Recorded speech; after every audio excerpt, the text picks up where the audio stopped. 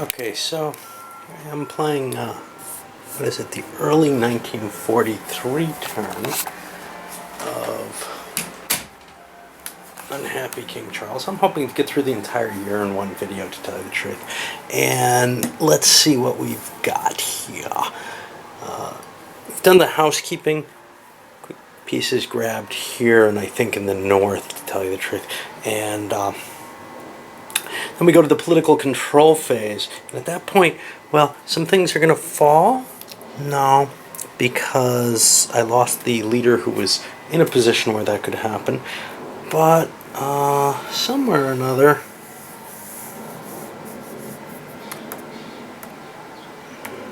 I don't remember where it is.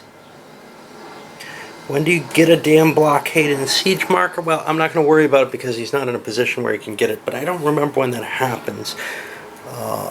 It happens somewhere in this early thing. Here it is. And no. It's not really listed. There it is. Recruitment phase. Okay. So, political control phase. Something exciting is happening here, though. Let's take a look at what we've got. This entire region is cut off because this is parliamentary. These are parliamentary. This is parliamentary. There's no exit here that goes back to a supply source. This could have eventually become one, but instead all of these markers just disappear. Political control of Cornwall, gone. Now, the Royalists can still recruit troops here and here, and they may want to. Actually, I was planning on dropping Maurice here, but I may actually set him up to face Bedford instead. That makes more sense. Okay, so now I jumped ahead to recruitment without having realized I did that. Let's take a look at some of these others. This guy traces back to here and then up to here, so that's no problem. Other forces, I don't see any other areas that could fall. So now we go to the recruitment, and for the parliamentary, I think I have 2 points here to give. I don't remember where I gave them because I got somewhat disturbed by all that. Bedford got 1 so that he has the forces to besiege Plymouth, and I'm guessing Essex got the other one because I don't see anywhere else I go. So, but with the Royalists, I obviously did not want to do what I did. So I'm going to take Maurice off. And, oh, Bedford owns Plymouth. Damn it, I don't know why I waited around so long. I'm going to take Maurice off. Now, all I can place down here, I don't remember what the optional rule is. These are new to me, so I don't remember. Only those can be recruited in Truro. Everything else is recruited elsewhere. Okay, so Maurice wants to start in Bath, but he's at risk there. That's the danger. So I don't want to. I'm going to put him where I planned on putting him. I can come down and work my way back. I'd like to get those southern replacements, but that's going to be tough to do. And I put the other one over here for Rupert to pick up if he needs to. Maurice is here to try to get Massey out of the way. I want to cut Protestant supply sources, as it were. All right, that's the recruitment. I'm going to be at the draw strategy cards. Everybody gets 4 cards plus. They're 2 core cards each. One thing I forgot to mention, 2 new replacements. This sucks because I should be working right now, and I'm in this hurry, but my damn computer crashed. It does this regularly because, I don't know, it's too slow for the security stuff that they have on it. So the connection, gets jammed, and then all of Windows XP just slams into a crash. So I'm kind of stealing time from work, but I gotta keep running and checking what's going on. Anyway, what we see here is 2 reinforcement points sitting, two new reinforcement leaders sitting here, and Tom Fairfax and Manchester have showed up. That gives me a better choice than Lord Fairfax here. Tom Fairfax is going to become very important. He eventually becomes the Lord General. He's kind of my potential in the north, but I don't want to activate him right now. I'm too worried about the south at this point. And Manchester, well, I've got special rules for Manchester, but I don't need him either right now. I need Essex moving. All right. The only thing that was there is I made this error with Bedford. I probably shouldn't have put troops with him, but that was under this completely mistaken impression that this was something I had to capture because it has a flag on it, right? And I've got blue here, and there were blue counters, and it just confuses me very, very easily. I'm not the easiest person to pick up information usually. Well, the Royalist player gets to choose who goes first, and he chose the Parliamentarian again. Parliament played a couple of the leaders that they've got that are good leaders on the board using the reinforcement point. They put Waller down here with a unit, and they put Tom Fairfax up here with a unit. That gives them a lot more play, a lot more options to do. Of course, they could have just thrown the troops down and then added the leader later, but they're secondary leaders. They probably don't want to put down. They don't have the opportunity to grab more troops really at this point, so it seems worthwhile to put them in place. The only thing I'm really regretting is having put troops with Bedford. He's useless with them, but it looks like the Parliamentarians are not doing too badly, so we'll let that go. Interesting note of fact, point of note, this card here, Ronald Logger on Newark Garrison, this one can be used by either player, and it's going to add a local notable. Well, there's 2 copies of it. So I was kind of surprised by this. One of them's in the Royalist hands, one of them's in the Parliamentary hands. It's kind of an interesting thing because it makes it more likely that both of them get played that way. Obviously, it would be impossible for both of them to get played if they were there. Ooh, this is gone. This was from last turn. All right. So, onward. A little bit of interesting action going on here. Bedford marched up, attacked Maurice. Maurice fell back, getting a successful evasion. Then King Charles slid down to attack Bedford. Bedford got a successful evasion. No battle occurred, but this kind of positioning over Oxford is taking place right now. Back on the Parliamentarians. And now we have the fight. Essex was activated with a 3-point card so that he could go through pick up Bedford, but Charles intercepts him. He can't withdraw from this, so he's forced into a battle here.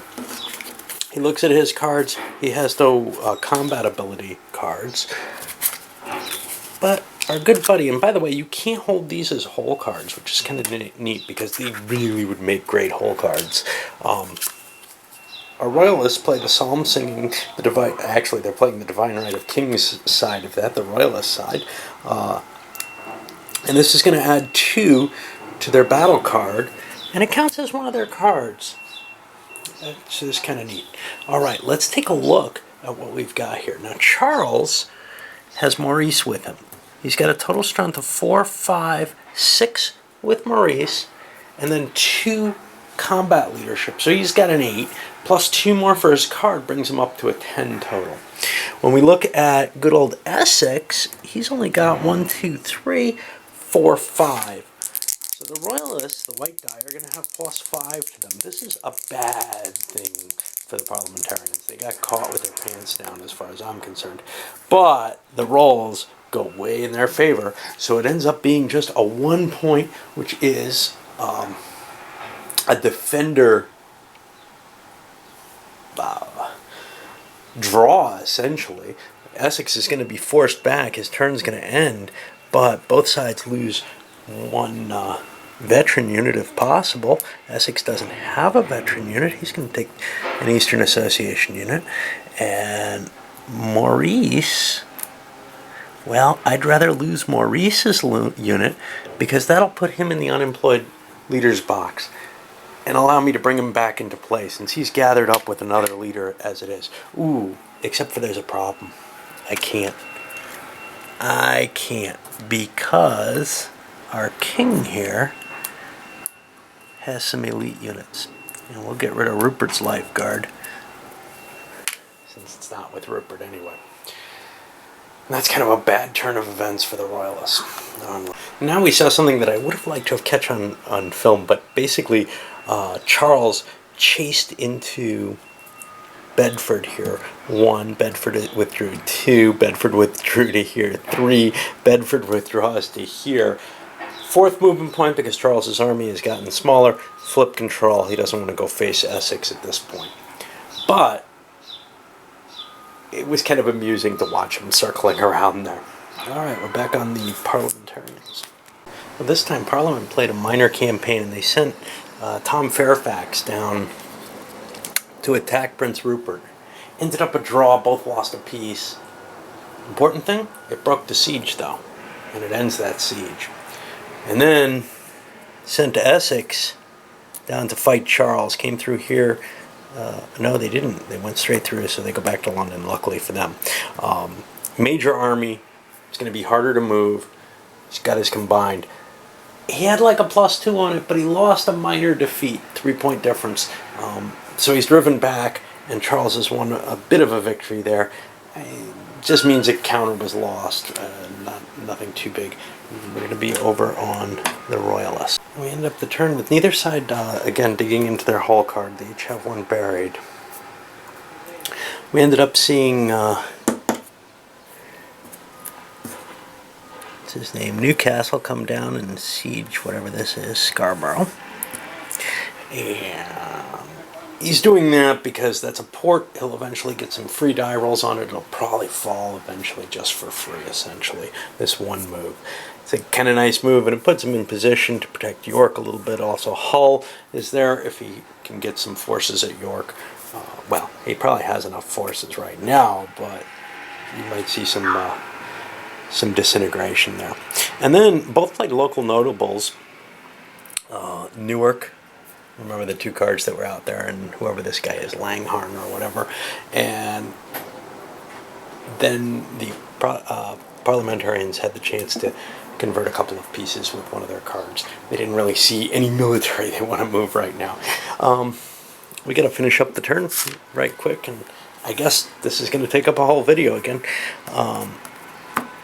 There's no blockade phase, but there is, because even though he's in place for one, he hasn't yet flipped his siege. He'll be able to do that at the beginning of the turn. You can't get that blockade in place right on the first turn you do it. Okay, and now let's take a look at what our desertion order is. And I'm really not sure I like this die roll option. 4 enemy PC marker is the first loss.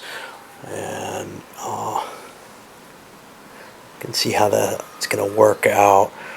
I don't think I have anything on the parliamentary side, but Newcastle is indeed sitting on an enemy one. So he loses 1, and I have to mark that this way.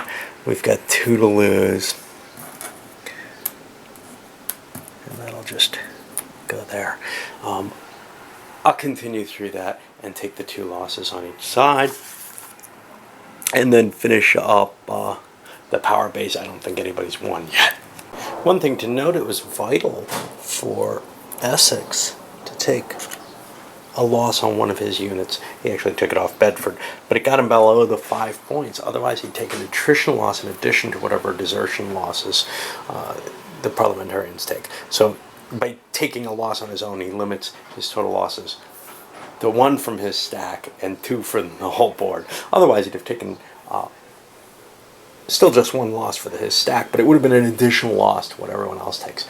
Basically, a 5-point army is kind of a cheesy thing. It's going to lose an extra piece if you don't take a loss on it right away. I'll tell you what I don't like about the die roll for this, as I can express it looking at it. It's the simple fact that Section 5 is all areas with friendly brigades. So you basically have a lot of choice if you have a number of different units of where to take your losses from. Now you can only take 1 from each from that, so it is possible if you don't have a lot of stacks that you can take more losses because of that coming up early. Anyway, I'm going to load this one up, and we'll move on to late 43, and hopefully my computer has uncrashed again.